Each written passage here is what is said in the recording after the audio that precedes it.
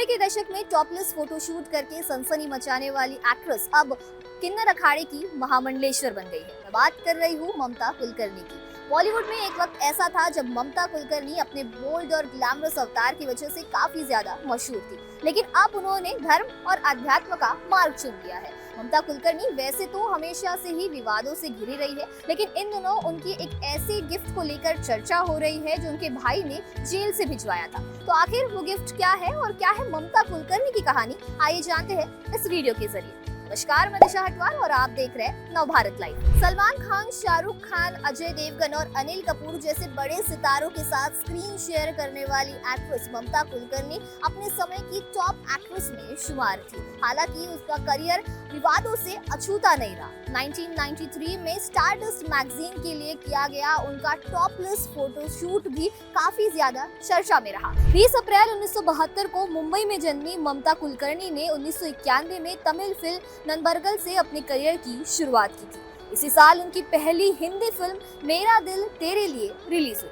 लेकिन असली पहचान उन्हें 1993 में फिल्म आशिक आवारा से मिली। इस फिल्म के लिए उन्हें बेस्ट डेब्यू एक्ट्रेस का फिल्म फेयर अवार्ड भी मिला। बॉलीवुड से हटकर ममता कुलकर्णी का नाम ड्रग माफिया विकी गोस्वामी के साथ भी जोड़ा गया। कहा गया कि ममता कुलकर्णी ने विकी गोस्वामी के साथ शादी की है। हालांकि ममता ने हमेशा इन बातों को अफवाह बताया। ममता ने कहा कि मैंने कभी शादी नहीं की है, मैंने विक्की से प्यार जरूर किया है, लेकिन मेरा पहला प्यार भगवान है। ममता कुलकर्णी ने भले ही अभी संन्यास लिया हो, लेकिन एक वक्त ऐसा था जब वो ग्लैमर इंडस्ट्री पर राज करती थी। शाहरुख खान, सलमान खान, अजय देवगन, अनिल कपूर जैसे बड़े स्टार्स के साथ स्क्रीन शेयर करने वाली ममता उस वक्त विवादों में आई जब उन्होंने साल 1993 में स्टारडस्ट मैगजीन के लिए टॉपलेस फोटोशूट कराया था। वही डायरेक्टर राजकुमार संतोषी ने ममता को फिल्म चाइना गेट में बतौर लीड एक्ट्रेस लिया था। ममता कुलकर्णी ने 1992 में अपनी फिल्म मेरा दिल तेरे लिए से अपने करियर की शुरुआत की थी। इस फिल्म के बाद उसी साल रिलीज हुई फिल्म तिरंगा ने ममता को सुपरस्टार बना दिया। ये फिल्म न केवल बॉक्स ऑफिस पर हिट रही, बल्कि लोगों के दिलों में भी बस गई। यही से ममता कुलकर्णी की फिल्मी सफर की शुरुआत हुई और उसने तेजी भी पकड़ ली। उसके बाद एक से बढ़कर एक फिल्मों की झड़ी लग गई।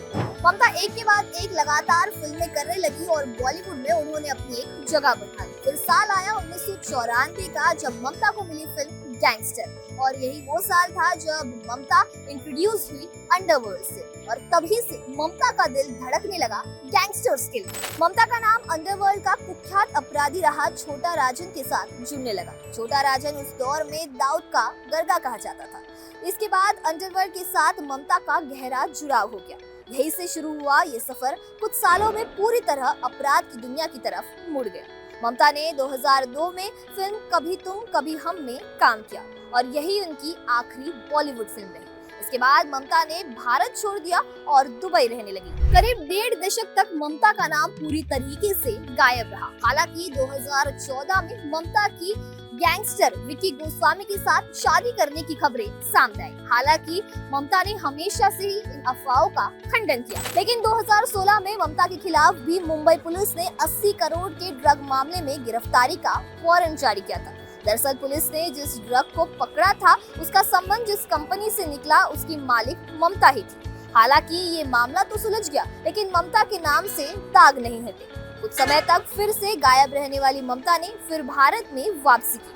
2013 में ममता ने अपनी किताब autobiography of A Yogini launch की, जिसमें उन्होंने बताया कि वो फिल्मी दुनिया से क्यों दूर हो गई। उन्होंने कहा, कुछ लोग दुनिया में कामों के लिए पैदा होते हैं और कुछ भगवान के लिए। मैं भगवान के लिए पैदा हुई हूँ। ममता हमेशा से ही विवादों से घिरी रही है और हमेशा ममता को लेकर चर्चा होती रही है। ऐसे में इन दिनों अब ममता के भाई द्वारा दिया गया एक ऐसा गिफ्ट काफी ज्यादा चर्चा का विषय बन रहा है जो उन्होंने जेल से भेजा था।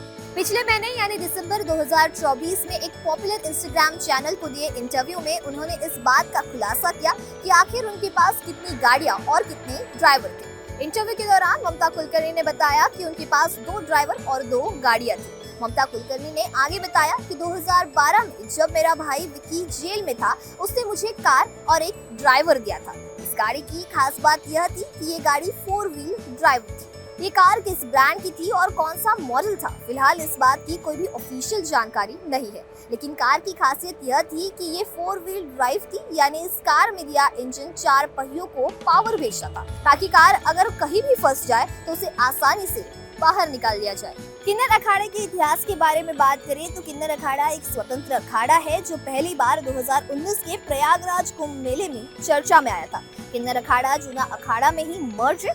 जितने भी अखाड़े साल 2019 के प्रयागराज के कुंभ में थे, उन सभी की तुलना में सबसे अधिक भीड़ किन्नरों के अखाड़े में थी। ममता कुलकर्णी ने किन्नर अखाड़ा ही क्यों चुना, इसको लेकर ममता कुलकर्णी का कहना है कि उन्हें जूना अखाड़े का प्रस्ताव भी मिला था, लेकिन वहाँ की परंपराओं से वो सहमत नहीं थी। किन्नर अखाड़ा उन्हें अधिक स्वतंत्रता देता है।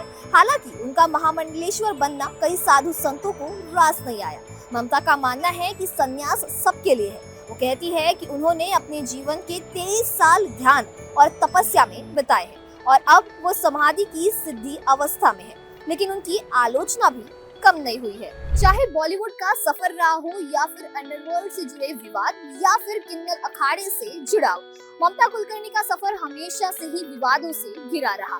हालांकि अब उनका आध्यात्मिक सफर शुरू हो चुका है और ये देखना दिलचस्प होगा कि उनके इस सफर में उनका अगला कदम क्या होगा। खैर, ममता कुलकर्णी को लेकर आपकी क्या राय है, हमें हमारे कमेंट सेक्शन में जरूर बताइए। वीडियो पसंद आया होगा तो इसे लाइक और शेयर करना ना भूलें और ऐसे ही तमाम अपडेट से जुड़े रहने के लिए बने रहें नवभारत के साथ।